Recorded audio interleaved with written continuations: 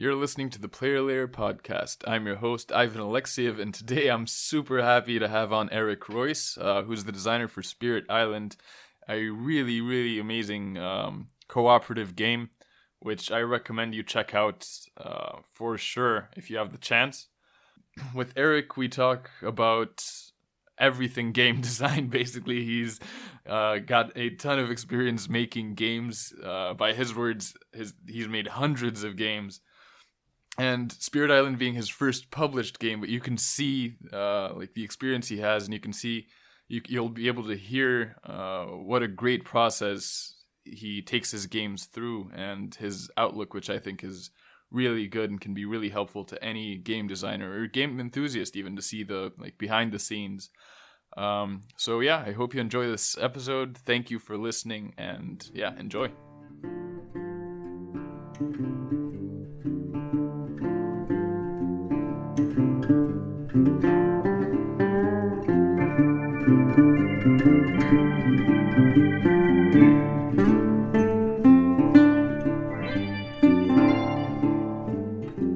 I am here with Eric Royce today, designer of Spirit Island, and just amazing game designer. How are you doing, Eric? I'm doing great. Thanks for having me on. Yeah, thanks for coming on. And first of all, to start out, I want to ask you how you got into games in the first place, and then how you got into game design. How I got into games kind of depends on where you draw the line. Like, I've always played games since I was a young child. I just never really stopped. I got involved. I get of every sorts of games. I enjoy board games. I enjoy role-playing games. I enjoy computer games, and I've sort of been doing them all since I was exposed to them. My interests have shifted over time. When I was in high school and college, I leaned more towards role-playing games. But even then, I was doing actually play-by-mail games, because this was before the internet was really much of a thing for anybody except academics. And I had these, aspirations. I was doing game design of play-by-mail games, like at home, sitting there scrolling out all the logic, because the idea is you'd send your turn in to somebody who had a computer which ran the simulation, and then you'd get it mailed out to you. There were loads of fun back in the day. You can still play some of them via the web, which is much faster. So I was doing those and designing sort of homebrew RPG stuff, and continuing onwards. Board games.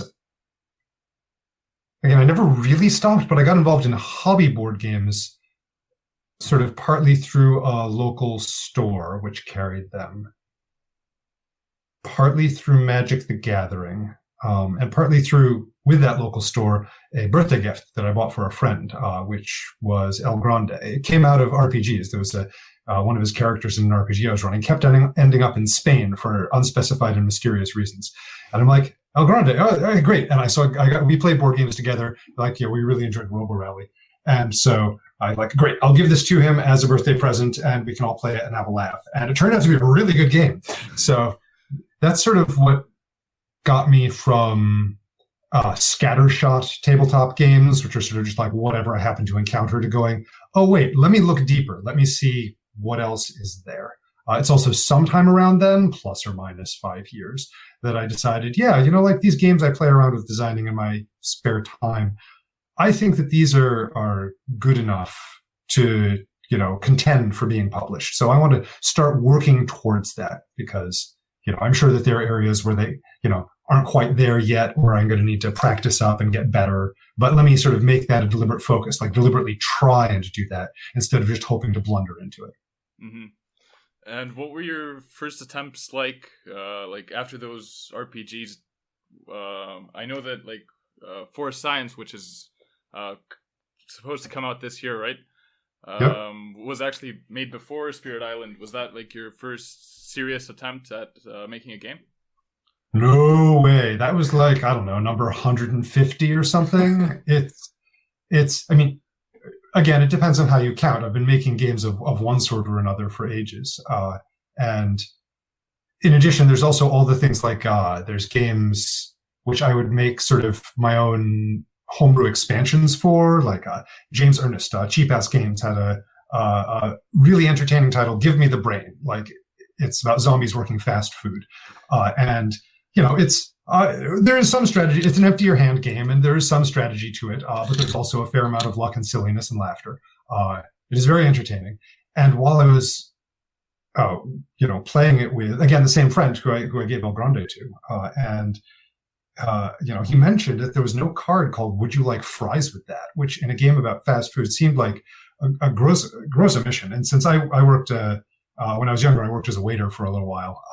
So I'm like, okay, all right, I feel like I'm qualified to do this. So I made a sort of my own expansion with all the things from working as a waiter, which I remembered, which weren't in the game already. There's a Steve Jackson game, Strange Synergy. I made my own sort of local expansion for that. I messed around with Robo Rally stuff. None of those are my own designs. They're all extensions of existing designs, but they were still, A, lots of fun, which was kind of the point, and B, practicing the craft. But even outside of that, dozens and dozens scores, maybe hundreds of let's try this thing. No, that didn't go anywhere. Oh, let's try this thing. That didn't go anywhere. And like, where do you call? I mean, there have been things where I've sketched stuff out on paper and then not pursued it because it looked dubious. So how many games I've designed at any given point in time? It's a very it's a hard question to answer because it depends where you draw the line. Yeah. Well, here's another look at it. Has your style kind of changed over those hundreds of game ideas and the way that you go into making a game? My style has definitely changed, if nothing else, with Spirit Island. Spirit Island was a deliberate stretch for me. Most of my designs prior to that were much more towards the Euro side of things, where maybe they were strongly themed, especially in sort of what I call my early gaming and early design days. You know how there's a whole lot of games out there where the theme is awesome and then the gameplay can't really bear the weight after, like, you've played it once or twice and experienced the theme and it was great and fun, and then you're done because that's all there is to it. And so I had games which were sort of like that, but even then at the time I had this desire to make them deeper underneath. I had played enough games which had that depth. I grew up playing chess. I played Magic the Gathering in college. I had some experience with games which you could really sink your teeth into, and I always kind of wanted that. But most of my titles before Spirit Island they might have had a strong idea for a theme, but I'm going to say they weren't super heavy integration between theme and mechanics. And in particular, they didn't have a lot of what I'm going to call content. There's the rules of a game, but then for any game which has different things, like Spirit Island has different spirits or different power cards, there's things which work within the rules, but which are more data than rules themselves. They're more content. It's a new spirit. It has its own rules, true, but it is playing inside of an existing structure. And I had never before Spirit Island done anything which was that heavy on the thematics and required so much focus on the thematics. And when I set out to do it, I was intimidated. I knew it was going to be a stretch, but I did it sort of partly as a challenge to myself, partly because Ted Vesines, a friend, fellow game designer, and lead developer of Spirit Island, was really enthusiastic about this idea I'd had. And so I went forward with it, and it was indeed a lot of work. It was more work. Like my title published before that, Fealty, it seemed like a lot of work at the time, but it was from conception to pretty much done and ready for publication, like 6 months. And Spirit Island was like 6 years.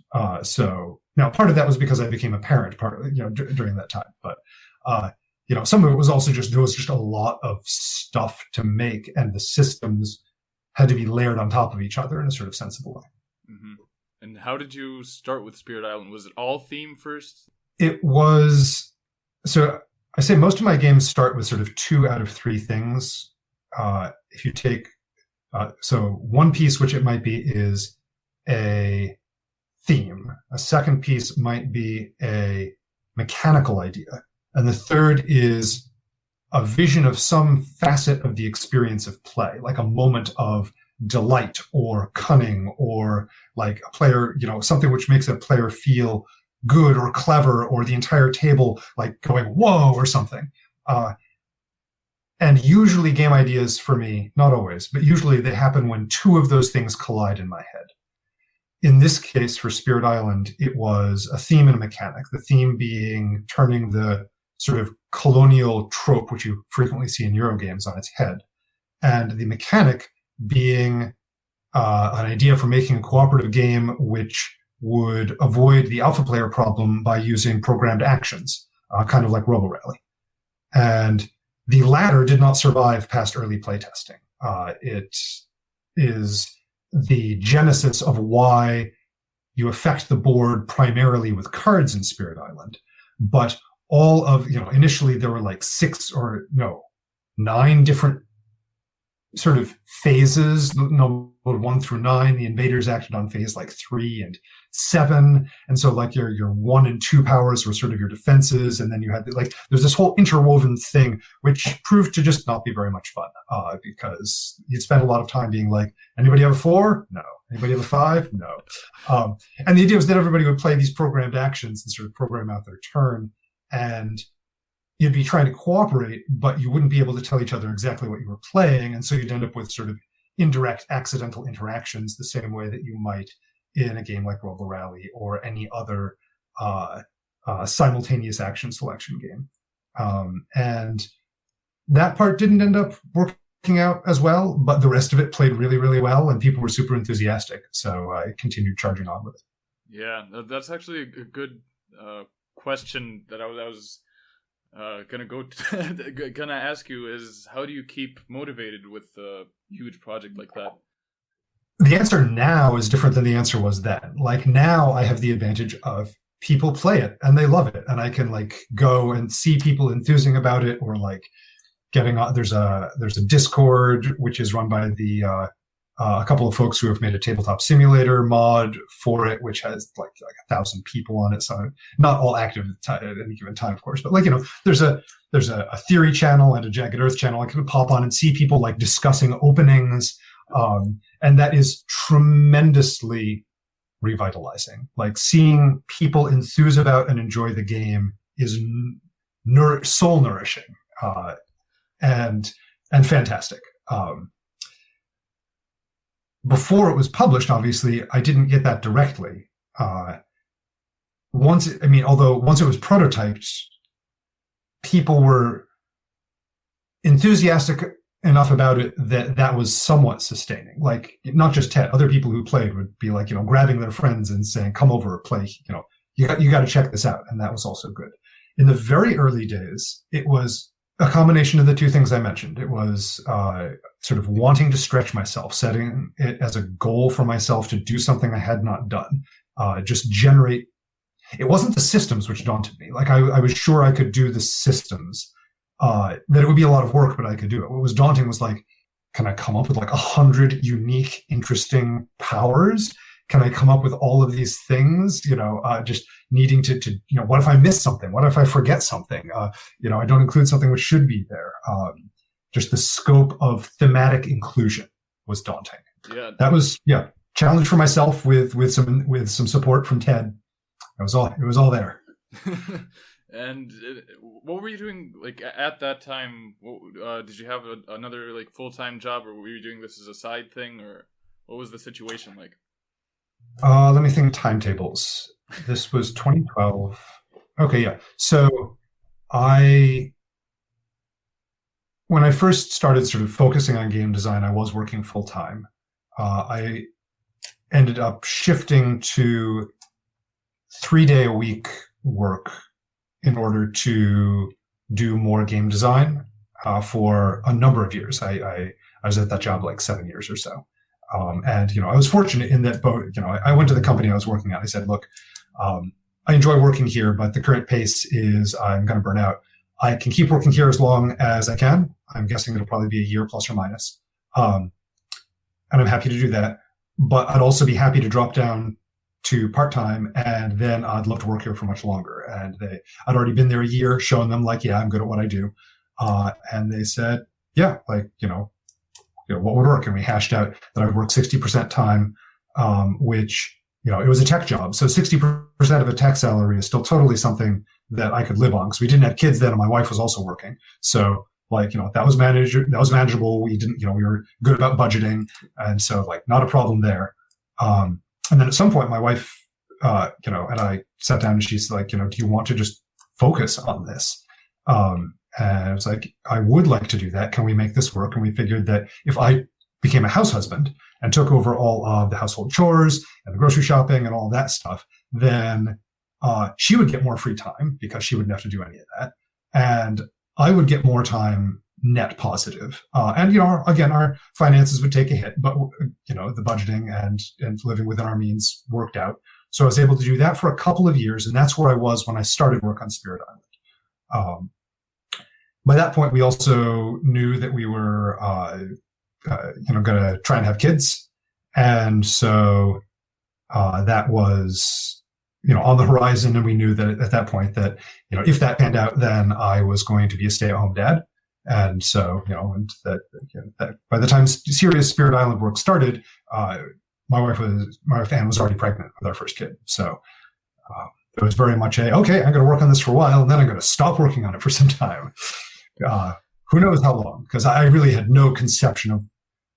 I knew very well that I didn't know what it was going to be like to be a parent.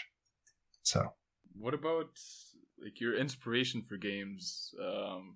You said you had some real life inspiration from your waitering job, but what usually is the first spark? Anything, everything. I can be walking down the street and see something interesting and think, oh, that could make an interesting premise for a game, or read an article online. I'm very interested oftentimes when I see social movements. I'm always curious as to whether those can make good games, because when Spirit Island came out, there was a lot of reaction of, oh, great, finally a game which is, taking a different take on colonialism rather than rah, rah, rah. And I had some wondering. I'm not going to call it concern, because it was very much if people like it, they do, and if they don't, then they don't. And so it goes. But I did wonder how approachable people would find that, or if they'd find it off-putting. And I think there's a hunger in the board game community, particularly among people who've played a lot of board games, for games which address topics which are new, address topics which are interesting, and address topics which are relevant and topical. And I'd love to see more games which handle these sorts of things. I'm surprised they haven't come out yet. I feel like there's more now than there were, 5 years ago, 10 years ago. But I don't know how much of that is proportional. I'm not sure that there's a greater proportion of such games. It may just be that there's so many more games now. To the extent that there are such games, I'm always pleased when I see them. It's fantastic. But I'd hope to see more of them, I guess is what I'm saying. So I keep an eye out for those, although, I keep a list. I have this long list of game ideas, which is everything from just this fragmentary mechanic, which occurred to me in the middle of the night, to complex thematic mappings of you could do this game with this and that, and here's the broad scale dynamics I'd want to have in play, but no actual mechanical underpinnings to enact those. So all kinds of fragmentary concepts and other things. It's sort of if I could clone myself 20 times, what would I work on? And it would be this file, the giant list of game ideas.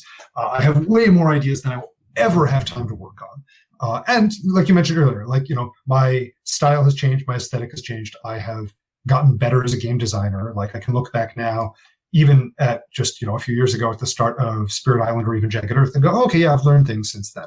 So some of my older ideas I look at, I'm oh, I'd totally revamp that. But there's enough in there to keep me occupied for ages, and it's growing faster than it's shrinking. So ideas come from everywhere. Ideas aren't there. Ideas are a good idea is awesome, but it's 99% execution. Actually, that's a little deceptive. I guess it might be more the possible awesomeness of a really good idea. The ceiling is higher for a really good idea. A really good idea can reach greater heights. It has more potential, but realizing that potential is 99% work. Mm-hmm. So it's not that a great idea gives you a pass on making a good game. A great idea is a seed of a great game. And also there's market dynamics. Who knows what's going to be a hit? Nobody knows what's going to be a hit. Yeah, for sure. A lot of games come to mind, like Wingspan, or when you said that, I remembered like Jamie Stegmaier talking about how ideas by themselves are worthless, and it's really like you said, when you act on them, that they Yes. that they actually become something, you know. Well, Totally. how do you choose from all those ideas which ones you're gonna act on, and is it the ones that you see the most potential for awesomeness, or? So for the purposes of this question, I'll answer as if I weren't also working on Spirit Island, because working on Spirit Island stuff and expansions and sort of providing support before a game comes out and after a game comes out, there's a certain amount of like being involved with the community to just support the game, which I want to do. And that takes up, especially for Spirit Island, a non-trivial amount of time. I am tremendously pleased that Spirit Island has done what it has done and is doing as well as it is. That's great. I would not trade it at all. It does, as a practical matter, mean that I have a lot less time to work on other designs. So when I get those periods of, I am not currently working on Spirit Island, how do I choose what to work on now? It is a combination of which ideas I think have the most potential awesome, and which ideas I find the most shiny, just in terms of raw visceral appeal to me, and which ideas I see as time limited in some way. Like if there's, if I'm going to collaborate with another designer, that is going to rise up in priority because I don't want to waste their time. Right now I've been, putting my head together with one designer and friend, and it's been, that totally got shelved because of the pandemic and for science and a bunch of other stuff and Jagged Earth Cut rolling out. And I want to get back to it. It's high on the priority list, but I just haven't had the cycles yet. So probably those three things. There might be other things which go into it, but those are the big ones. Mm. And what do you do when, like, inevitably, from my experience at least, there are times in game design when you get stuck and you kind of you're not sure in which direction you want to go, or if you have a game, whether you want to shelf it or keep going with it or keep pushing through, or what do you do? And have you had these moments maybe where you're uncertain of what the next course of action should be? Absolutely, yeah. No, as I'm working on designs, and I have, I don't know, probably on the order of 10 to 20 designs sitting around in different stages of completion, which I might pick up again at some point. Oftentimes, like if I have a reasonably open schedule, then, which with Spirit Island and parenting is less common these days, but if I do, then I will work on it for a while. And if I hit a point, there's sort of two different types of roadblock. There's the, oh God, I don't want to do the work of physically making another iteration on this prototype. Like doing the file editing and printing out and paper cutting and sleeving and just like physical assembly. And if that's the problem, then what I do is just at some point I sit down and just start the tinkering. And I tell myself, I can just tinker for 5 minutes and then I'll be done. And that draws me in. If it's like physical assembly, I'll print it out and I'll just put it on my paper cutter. And then whenever I happen to be seized in the mood, and then as often as not, like just doing that gives me the momentum to start getting into it. But then there's the other type of stall, which is the, where does this want to go? And is this worth pursuing? Because one of the things which I'll do is take a design and I'll be like, no, I don't, given where this is, I don't think it's worth spending time on this. And in many ways, I feel like one of the major areas I've leveled up on as a designer over the last 10 years is being able to look at a thing or even before it's instantiated sometimes, just look at a possible change I might make to a game and go, wait, no, that's going to be a dead end. I don't need to explore that. Like there's this one game I had for a really long time. I called it Ninja Bowl because if I tried to call it Ninja Olympics, then it was be unpublishable because the International Olympic Committee doesn't let anybody use that name for anything. I worked on it for years, like tweaking it and finagling it. And it never quite got to where I wanted it to be. It was always sort of unsatisfying in some ways. And so I like put it on the shelf and I forgot about it for a while. And then more recently I went back and looked at it and I'm like, oh, that doesn't work because it's an all pay blind bid auction. And those dynamics are fundamentally like this, which is at odds with what I wanted the game to be. Like, and so just realizing those things, being able to recognize patterns and dynamics and avoid dead ends is an immense time saver. So it's sort of like, in photography, like, how do you take good pictures? Well, one, learn to recognize good pictures. Two, take a lot of pictures and choose the good ones. There's a lot more to it than that. That's an oversimplification. But take lots of pictures is something you see pros do all the time. It's like just blend out huge numbers of pictures, and then you go, oh, okay, there's going to be some good ones in here. Especially if you know what you're doing when you're behind the lens. Learning to recognize dead ends like that through experience is sort of similar. It lets you iterate more on things which are actually likely to bear fruit. It saves you that effort. So I've forgotten what the question was, which got us here. that was exactly the question. What you do when you kind of get stuck. Yeah. So I have one game called Insane Alchemy, which has been on the back burner now for 15 years, I think, 14 years. And people who tested it back in the day still ask me about it. And it is on my, I want to do this list. But A, my time is pressing elsewhere. And B, it has some fundamental problems that I've how to fix them has been slowly percolating in my mind. And once every 3 to 4 years, I'll do an iteration on it and then put it away for a while again. So yeah, it's, and then there's other ones which are tabled pending research,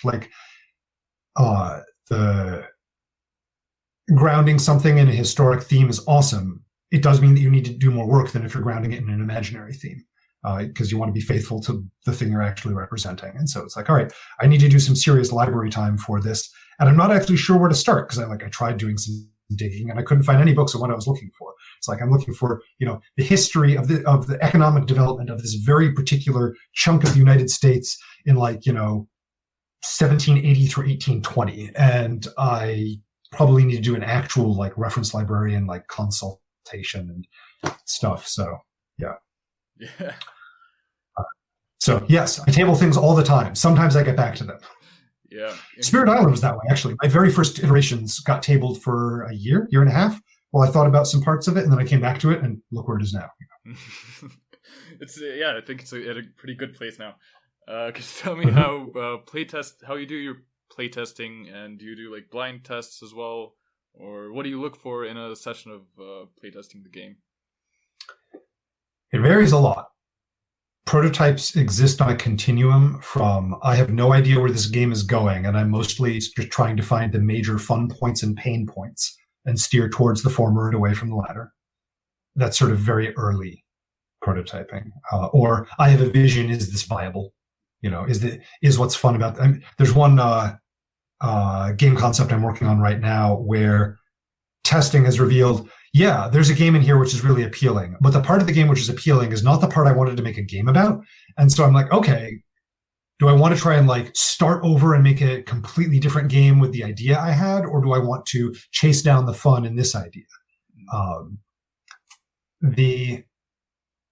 Once you get later on in a prototype, the further you get towards something which is pitchable or has been pitched and is heading for publication, the more and more you're looking to fine tune things. It's more into development at that point. And once you get, if a game gets signed, eventually you hit a point where play tests are no longer play tests, they're demos.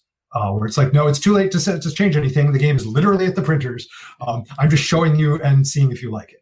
And that's not, there is they sent the files, but it's not a cliff. It's a smooth curve over time. Where making major structural changes to a game has a higher and higher cost the further you go on, because you end up effectively throwing out earlier work. And it's a sunk cost, but it is if you build a habit of routinely throwing out everything you've done, you will probably make better games at a much, much slower pace.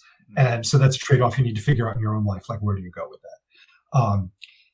I usually, for in-person playtests, I will watch. I get a lot of what I want to know out of watching the other playtesters, whether I'm playing or not. Just like seeing a moment of hesitation. What do they need to ask for clarification on? Where do they make mistakes? What do they think is intuitive? What really gets them fired up? Like that's probably 70% of what I take away from a live playtest is just pure observation. There are sometimes some really insightful things people have to say after the fact. There's one memorable playtest for Spirit Island, which happened at Origins, where a couple of the testers, who also were game designers, gave like 40 minutes of comment and critique, which was amazingly useful. Like it was gold. It was awesome. And it was Luke, I'm blanking on Luke's last name, and Jared Tenney, who designed Walk the Plank and some other things.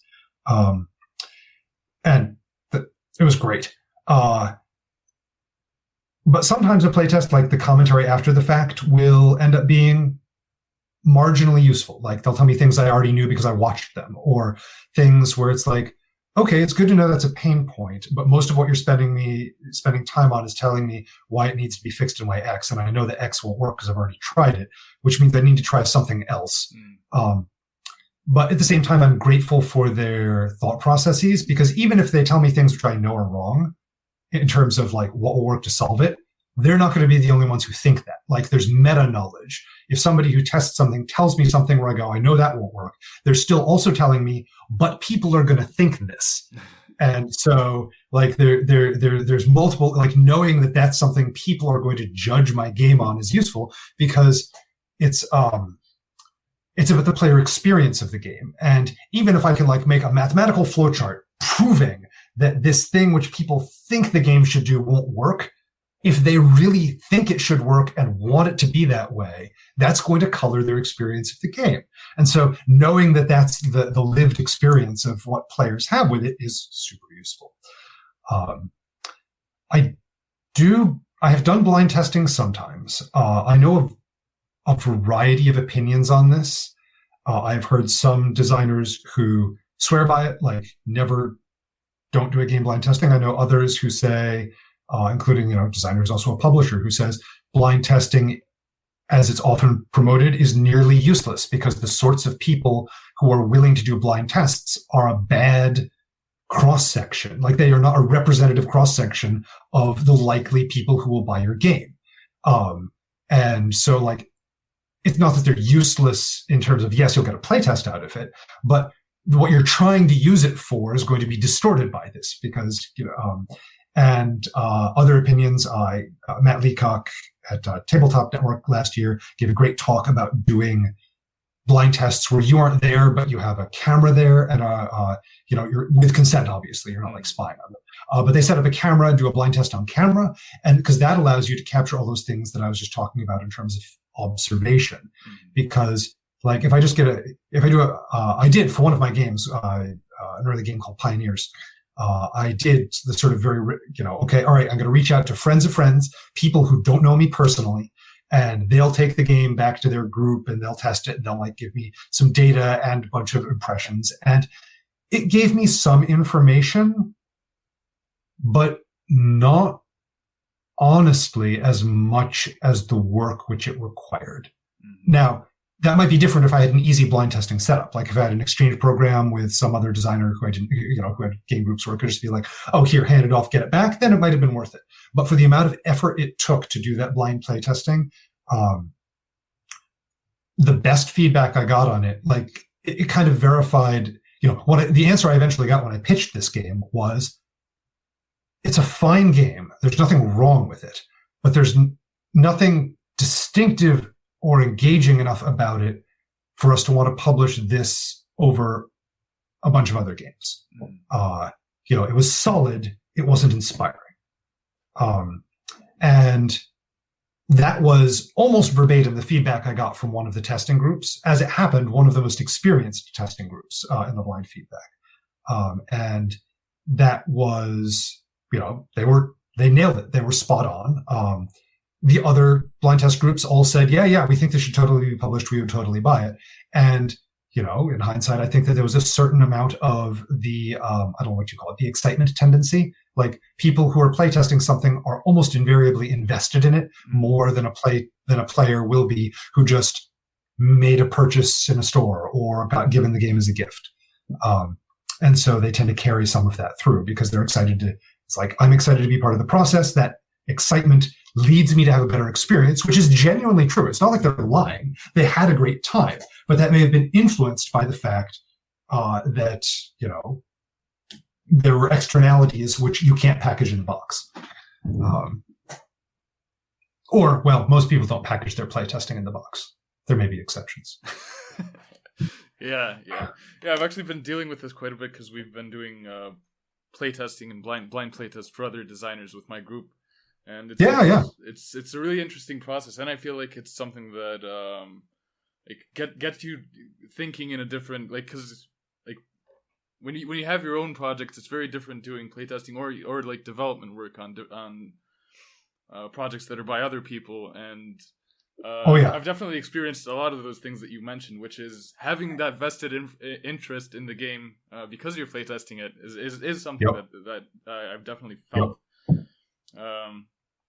But it really depends from test group to sometimes a designer would want to see the actual game, and sometimes there's two levels of it. There's looking at the game and looking at the people. Yes. Who are playing it. There's also something I didn't mention is that there's benefits to blind testing beyond benefits specifically for the design. Blind testing will force you to write a rulebook and will force you to make sure that you put your all into the rulebook instead of just kind of, I can just teach it. It'll force you. And I find whenever I write a rulebook, it pushes me to simplify things because it's like, if this is hard to explain in the rulebook, would it be easier to write a really insightful, amazingly excellent paragraph in this rulebook, or would it be easier to just change that rule to make it simpler? And the answer is usually the second thing. Yeah. It also, what you mentioned, testing other people's designs, blind or not, I think is super valuable. I play games just to learn from them, and you learn things from games which are in the process of being designed, which are still sort of semi-formed in ways which I think, I don't know if it's fundamentally different, but it's definitely, at least I've learned different things from seeing games iterate as I gave testing feedback. That is, not so much these days with pandemic and kids, but in other times I've been heavily involved in testing designs from other folks locally. And that's always been a source of learning too. Do you set any deadlines, and at what point do you set that those deadlines? Is it when you've already signed something, or you you kind of have to have a deadline, or early on, do you have any deadlines? Sometimes I'll set deadlines for myself. Sometimes when things are signed, those tend to take deadline priority. It's all right, Greater Than Games is looking for the final Jagged Earth files by date X, and that means I need to have everything but these small, easy to tweak numbers done by previous date Y, and that means that the bulk of balance testing needs to be done by previous date Z. And so, it's project management basically. It's for myself and testing in general. For my own personal projects, I will sometimes do deadlines. They tend to be motivated by playtest opportunities. So if it's okay, I'm going to host a game day on this weekend, or, I'm going to go to a game day on that weekend, then it'll be, okay, let's see if I can get a prototype for this thing, a new iteration in, so I can bring it there and test. Even if I don't end up testing, then I have it ready to test, and it gives me the motivation to reach that closure point. Conventions serve as a larger version of that in days when we can go to conventions, where it's like, okay, all right, I'm going to go to the convention. I'm going to have a chance to play with people I don't usually get to play with. I'm going to try and bring these top 3 things I'm working on so that I can get opinions from folks who I only see once or twice a year. Especially because I only make it to just before the pandemic hit, I just upped to 3 conventions a year. And that was just feeling like I was getting into the swing of things, and now COVID. So But yeah, internal sort of in my mind, deadlines are useful. Sometimes I'll also try and do day-to-day deadlines where it's like, okay, I'm going to try and get, this much work on, aspects for Jagged Earth done by the end of the week so that I can release a new thing to the playtesters. But when it's just for myself, I tend to be a little more squidgy. Like, it's not worth my mental health to be like, great, I got all of my 4 designs ready for BGGCon, but now I'm so burned out that I don't enjoy the con and I can't get really good testing in anyway. Like that's no good. I do game design because I love it. And if the process of game design sucks all the joy out of designing games, then like that's not worth it. I never want to go there. It's okay to dive into it briefly. The initial proofing for Spirit Island, the core game, that was an intensely unpleasant period because there was so much stuff to go over and in such a short span of time because it was, just so much text. And it was late there was this huge pressure, like get it done now. But when it's not an external deadline like that, I try and cut myself enough slack that I don't interfere with my own enjoyment of the process. Mm-hmm. Something I've heard you talking about, and it's very much valid for Spirit Island, is interlocking simple systems to create complexity. I mean, part of this may be my computer science background, but I feel like, on the one hand, it's easiest to understand things when you can consider them as an entity. If it's like, all right, if I can say this piece of the game works this way, and I can explain it in a clear and simple fashion, that's easier for players to internalize than if there's a lot of, but if it's in this context, it behaves that way, or if it's in this context, it behaves that way. There's a lot of exception cases. But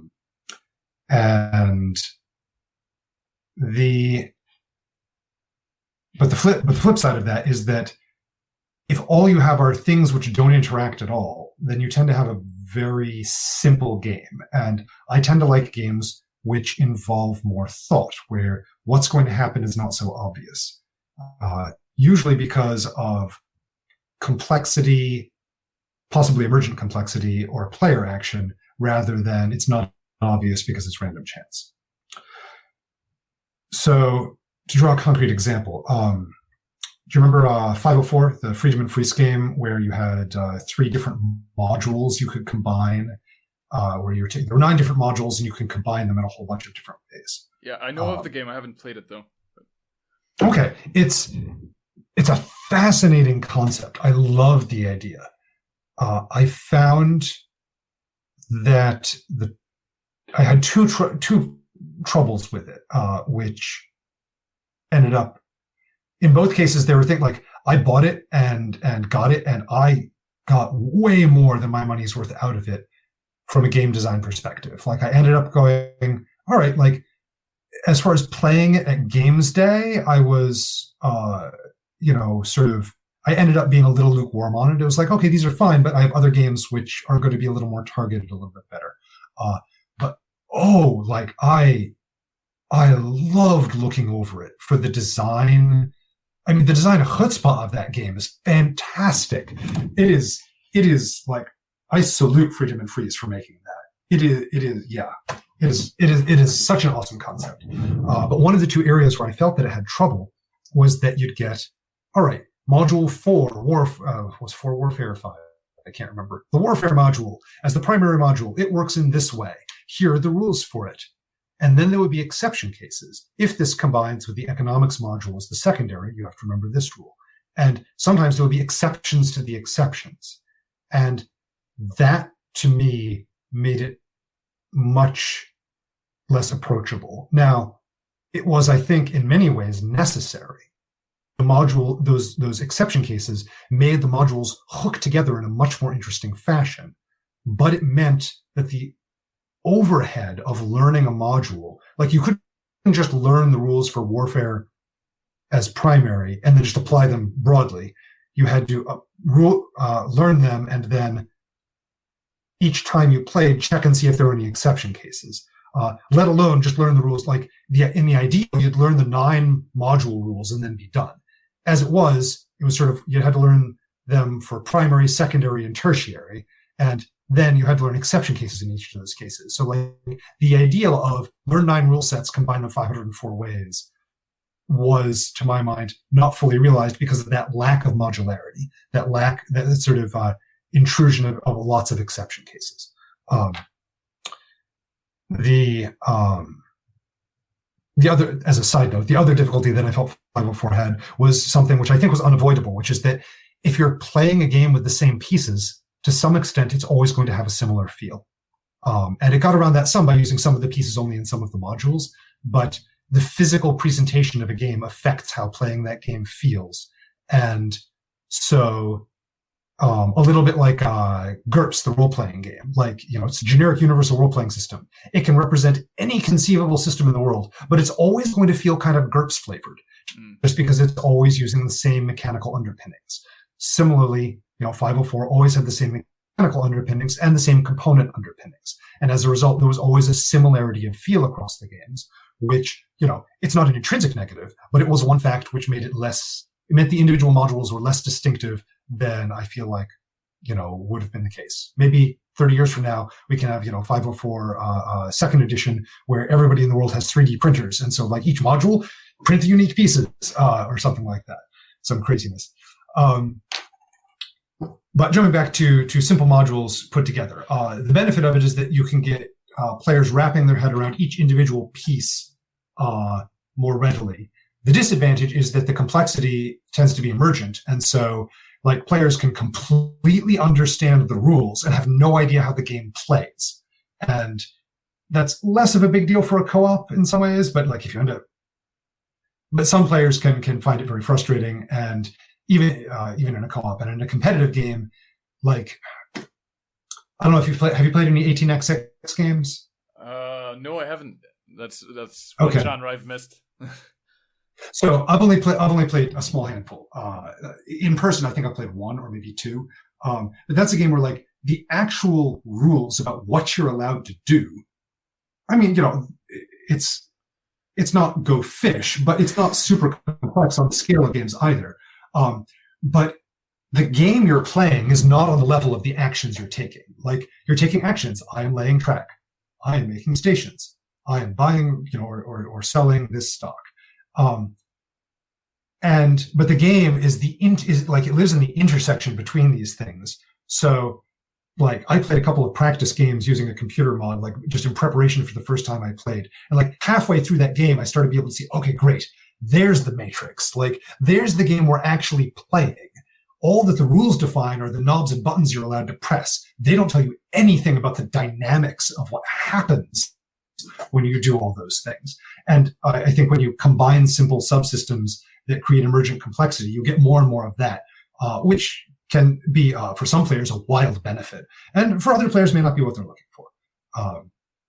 So in that sense, like it can be easier in some ways, but it can also be harder in others. How often do you cut mechanics from games or different ideas from games?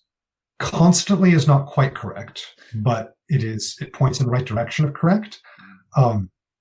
My personal style is often, if I have a number of ideas which fit due to theme, then I'll try them all and see which work with mechanics and dynamics and then cut the ones that don't. Or if I have some ideas which work in mechanics and dynamics, I'll try many of them and then cut the ones which don't work with theme or experience. Like I tend to do add and then prune tends to be my style. Like I'll start with a huge hot mess and it'll be like, well, that's not really adding anything. Chop. Do we really need that? Chop. Do some more pruning, but then I'll add more stuff in, like another season's growth. Okay, how about these? No, okay, that doesn't work. Chop. So actually, trees are a good way to think of it. Like you have a season's growth and then you prune back. Season's growth, prune back. Season's growth, prune back. So yes, cutting happens all the time. There are so many things cut from Spirit Island that I literally forget about them. Like people will interview me and talk about them, or we'll do designer diaries. I look back at the designer diary and I'm like, oh, right, there's that subsystem which existed for years, which just no longer happens. There used to be an entire like different piece of the Invader deck, which happened after stage 3 and had special rules, but it's not there anymore. And I just totally forgot about it. So yeah. Yeah, I love the way that you think about it. It's something that I find a lot of similarities to as well.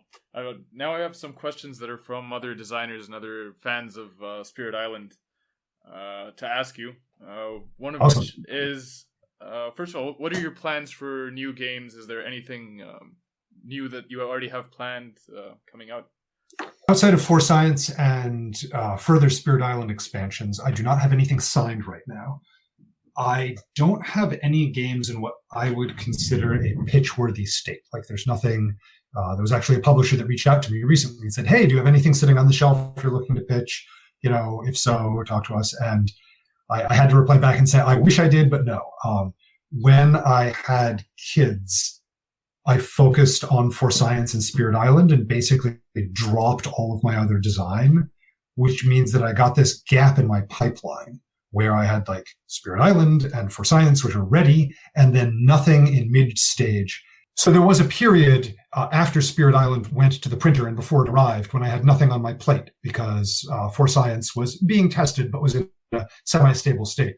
So I got a bunch of design in then, but that kind of, some of those didn't go anywhere. Others got to sort of a little ways along.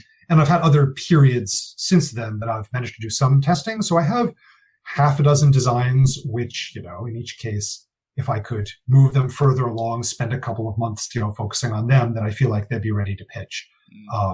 But none of them are there. I was, in the beginning of this year, I'd gotten to the point where it's like, okay, each month I'm going to try and get one of these into a testable or maybe pitchable state.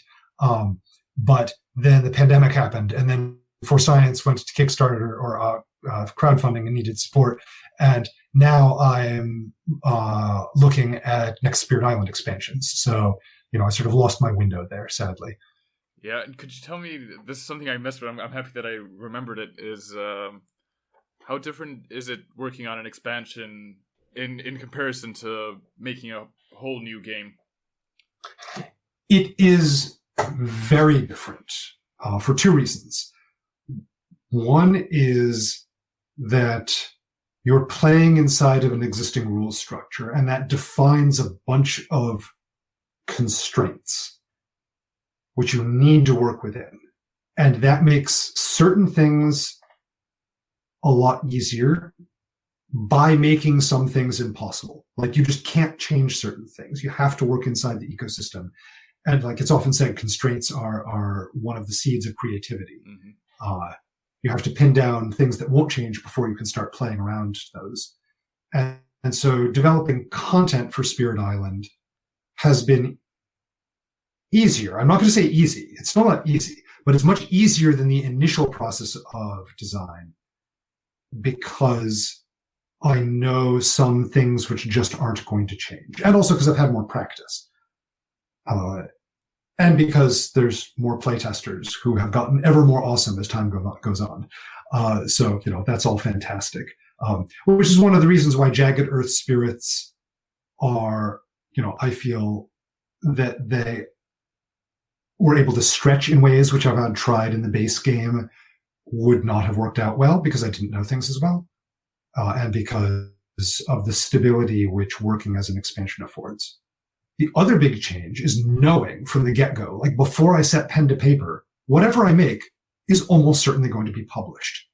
And that's a little intimidating. Like when I make when I make a game for the first time, there's the like, okay, I'm going to make this and I can feel free to do whatever wild and crazy stuff I want. Because if it ends up being bad, I'm confident that either I will catch it in design, my playtesters will catch it with playtesting, or if worse comes to worse, that I'll pitch it to a publisher and they'll go, meh, no, not so great.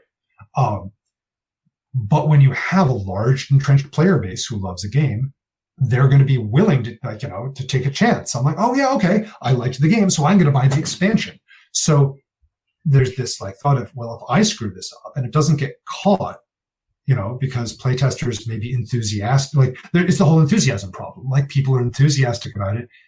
Is that going to result in me releasing something which isn't as good? it's the kind of thing you see, like, in sort of like, book publishing, like, someone becomes a mega hit author, and then you start wondering, like, wait, is their editor like still editing their work? You can end up with that quality drop off, and I don't want that to happen to me. So it's like, okay, all right. But at the same time, I still want to stretch and try some of the things which are, kind of out there, because now I feel that both my skill, the playtester base, and the solid substructure, or increasingly solid substructure, will support things like, Finder of Paths Unseen, wild and crazy presence tracks, extremely hyper-focused spirit, which can do, there's some of that with Bringer of Dreams and Nightmares, which can't do damage at all. But, Finder of Paths Unseen, like, incredible hyper-focus on just moving things around. And like, can I make that work? And so there's a tension between wanting to be creative and explore new things and not wanting to faceplant. What are some games that you play? Games that I play. What I'm playing now is heavily limited by the pandemic. I do some remote gaming, and that tends to be sort of like, what is out there and available on, Board Game Arena or Tabletop Simulator or whatnot. I do play Spirit Island semi-regularly with friends. There's a great scripted mod for that, and I'm hoping that the digital implementation will also do multiplayer someday, because I'm so happy with what Handelabra has done with the digital implementation. It is super fantastic, but it is currently hot seat or Steam remote play only. I'm playing a lot with my kids. With them, I tend to be playing stuff which is sort of appropriate for, they're 8 and 5. So I'm playing like King Domino, playing Blockus. Just started playing Abandon All Artichokes by Larkins, which we're really enjoying, which is a deck wrecker. Santorini is another one. And Reiner Knizia's Loco, which has been re-implemented countless times, is like Wildlife Safari and other things. Mm-hmm. Yeah. So online, it's been mostly like quick games of like Innovation Race for the Galaxy. I think we had a Potion Explosion recently. I've been doing some of those asynchronously, just as sort of like, quick things, end of the day, take a turn or two in a game. But I really miss face-to-face board gaming. Yeah, so do a lot. I think everyone at the moment is missing it. Oh, and also for a while I was playing The King's Dilemma. Some friends and I started a campaign of it. It's a legacy game. Yeah. Just before the pandemic. I actually can't wait to try it out because I've heard such good things about it. It is really neat. And it is, I think it's the first, what I'm going to call independent legacy game, like, not designed by Rob Daviau. I've enjoyed lots of Rob Daviau's legacy games, but, you want to see stuff from other designers too. And because of that, has, I think, something of a different feel to it, which is neat. I love the cross-cutting incentives for like, well, I want to vote this way for like this tactical reason, and this way for this other tactical reason, but I want to vote this other way for the strategic reason. And this other person, like, maybe if I do them a favor, they'll help me later on. Like, the best votes were ones where I had like 5 different reasons to vote or abstain in different directions, and I had to weigh all of those and be like, what course do I want to sail through these waters? Like, what do I really care about here? And one of the things being like the light role playing and real life sensibilities. Like you're being asked to choose between horrible things, and you have to choose, like, am I going to view this on a strictly game mechanical level, or are we going to inject light role playing or heavy role playing? If only light role playing, am I going to allow my real life sensibilities to inform my in-game decisions? If not, how am I going to feel about that? Like, it explores really interesting territory, which I really liked. But we just played 2 games of it before the pandemic started, and continued on with a tabletop simulator mod, which got pulled down because I think the publisher was not okay with it being out there. Mm-hmm. We felt, we'd already started the TTS mod at that point and owned the physical game, so we felt like sort of ethically that we were okay to do and keep going. If there's anybody out there who is playing the TTS mod but has not bought the physical game, I would encourage you to support the publisher. and the designers for that. Similarly, if there's anybody out there playing Spirit Island regularly on Tabletop Simulator, like, please by all means do that. But I'd encourage you to also support the digital and physical instantiations of the game at some point if you enjoy it that much. Mm-hmm. Yeah, for sure. And my sort of final question to you would be, what would be your advice to game designers and people who want to begin designing games? I tried to answer this as a single question for Marvin on the Nerd Lab asked me this question. I just couldn't keep it at one. I can't remember all the answers I dogpiled onto him, but the two big ones, I guess, would be like, there's no gatekeeping. Like, you can design a game. You are a game designer. Like, once you've designed a game, that's it. If your aspiration is to become like a professional game designer, that's one thing. But like, I want to be a game designer, you can do it, and you can do it in an afternoon. Just start working on it, and you will be there. And then once you've started, you can improve over time. Which brings me to the other major piece of advice, which is iterate. Like, try something, see what works, see what doesn't, change it. Try it some more, change it some more. The more you do that, the more you will learn about your own game. The more you do that across many games, the more you will learn about designing your own games. And I've seen, I can't remember who said it and whether it was in the context of video games or board games, but like, the time when you know the most about your own design, like, at any given time, you're continuously learning about it. So if you have a game which is going to be published, maybe, was it Cole Worley? Was it Rob Daviau? I can't even remember. I apologize to whoever originally said this. But like, in the 2 weeks before you lock down your files for printing, right then you know more about your game than at any other point in time. And the more you have iterated, the more you will have learned about it. So keep working on it, keep changing things. Don't get stuck on one thing in a given design, and don't hyper focus on one design and never design a second thing. Your other designs, your side designs will teach you things about your main project. So go try other things, even if you have a single, sort of project of your heart, which is the thing which you really want to get out there. What you learn with other things, you can bring back to your main project. So, and structure your game design around avoiding things which get in the way of iterating. Do not carefully custom craft pieces of artwork for every single card in your first iteration, because you'll just need to throw half of them out when your cards change, or when you realize that actually it's not a card game after all, it's a dice game. So don't do things which will get in the way of your own development and design. How much of a part do you have in the art and style of the game once you've signed it with a publisher? Or, I'm sure it differs from game to game. Yeah, it differs a lot, and it can even change, actually. Like with Greater Than Games, I ended up heavily involved in the initial design for the spirits in the core game and how they looked, but then was almost 100% uninvolved in the artwork from then on in. Like, the initial concept art, yes, but then the actual panel and power card art was mostly just not me at all. Mm-hmm. I have since become more involved for a variety of reasons. So I'm now more involved there.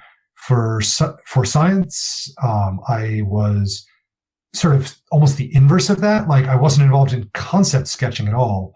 But then I was more involved in feedback on the initial art than I was in Spirit Island. There's some places where I can't go into details on these, like in Spirit Island or such, because the publisher would rather than I not talk about details of internal process. But I can talk in these broad strokes about this. That it varies by publisher. Where and how much I'm involved has varied by publisher.